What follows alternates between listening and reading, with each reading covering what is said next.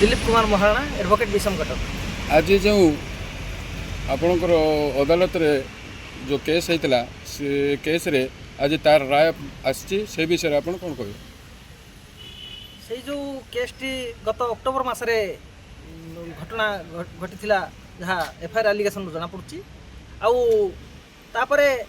से जन गरीब लोक हो सरकार तरफ मत स्टेट डिफेन्स काउंसिल भाव नियुक्ति दी जाता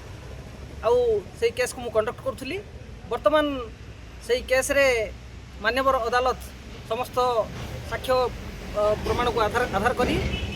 पुनील लोहार को आजीवन कारादंड रे दंडित कर गोटे मर्डर केसटे थिला बर्तमान से केस रे आमे जेल अपील प्रिफेयर करूँ honourable high court of Odisha.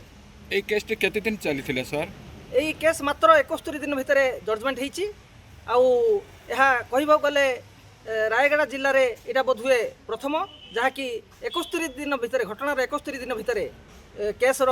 Chargesheet दाखल करी केस विचारणा सारी तार जजमेंट होती।